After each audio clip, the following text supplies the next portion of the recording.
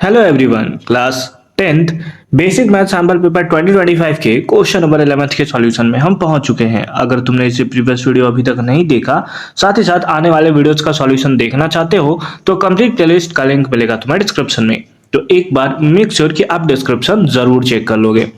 Question number 11 क्या है, आ जाओ फटाफट से चेक करते हैं।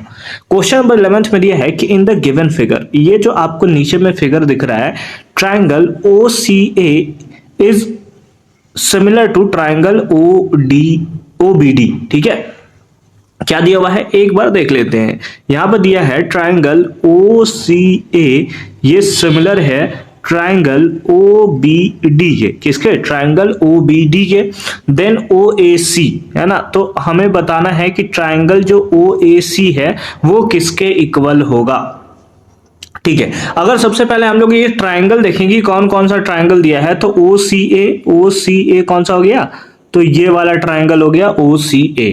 उसके बाद OBD आपका ये वाला ट्राइंगल हो गया, ऊपर वाला ट्राइंगल है ना। तो ये दोनों ट्राइंगल के बारे में यहां पर बात कर रहा है। ठीक है, ठीक है, ठीक है। इससे हम लोग क्या क्या समझ सकते हैं, ये आ जाओ। यहां पर हमें दिया है कि ये दोनों ट्राइंगल क्या हैं, सिमिलर हैं। ये दोनों ट्राइंगल क्या हैं, सिमिलर हैं। तो उसका मतलब होता है कि ये जो फर्स्ट वाला इसका पार्ट है और ये फर्स्ट वाला इसका पार्ट है, इन दोनों का एंगल जो है वो सेम होगा। यानी कि आप यहां से लिख सकते हो कि angle O is equals to angle O। Angle O is equals to क्या लिख सकते हो, एंगल O। इसका मतलब ये वाला एंगल जो है वो इस वाले एंगल के इक्वल होगा। उसी बेसिस पे जो सेकेंड वाला एंगल है वो सेकेंड वाले एंगल के इक्वल होगा। यानी कि लिख सकते हो कि एंगल C जो होगा वो इक्वल होगा एंगल B के। ठीक है, ठीक है, ठीक है। यानी कि ये जो एंगल आपको C दिखाई दे रहा है ये किसके इक्वल होगा, एंगल B के इक्वल आपको देखने को मिलेगा, है ना। ये आपको देखने को मिलेगा। सेम केस में जो एंगल A है आपका वो इक्वल होगा एंगल D के। ऐसे सिमिलैरिटी को हम लोग ऐसे ही शो करते हैं। तो यानी कि एंगल A जो है वो इक्वल होगा एंगल D के। तो उस बेसिस पे कौन सा हो गया कि ये वाला जो एंगल होगा, ये वाला एंगल और ये वाला एंगल इक्वल होगा, जो कि कितना है 58 डिग्री।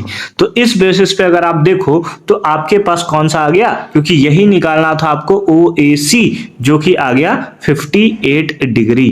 ठीक है, कितना आ गया 58 डिग्री, ये आपको देखने को मिला। बट अगर आप इसका आंसर चेक करो, मार्किंग स्कीम चेक करो, तो मार्किंग स्कीम में तुम्हें 52 डिग्री आंसर दिया हुआ है। ठीक है, जो कि सरासर गलत है।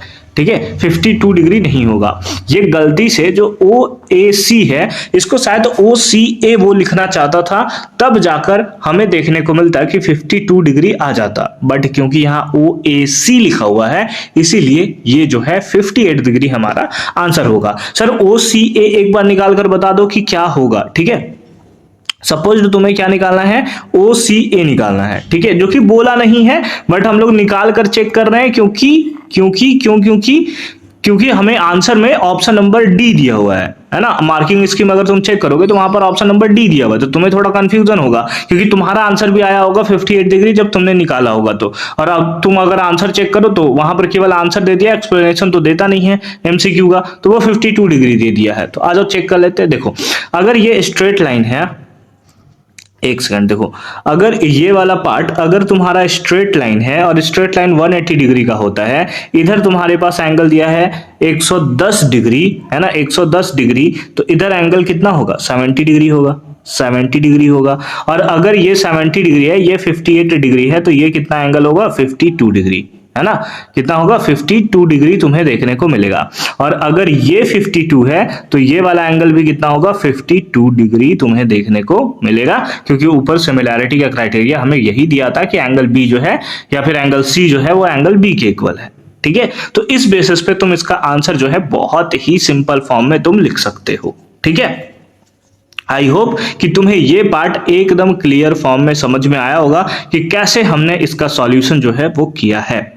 बाकी मिलते हैं अगली वीडियो क्वेश्चन नंबर 12 के सॉल्यूशन के साथ। कंप्लीट प्लेलिस्ट का लिंक मिलेगा तुम्हें डिस्क्रिप्शन में, तो एक बार डिस्क्रिप्शन तुम जरूर चेक कर लोगे।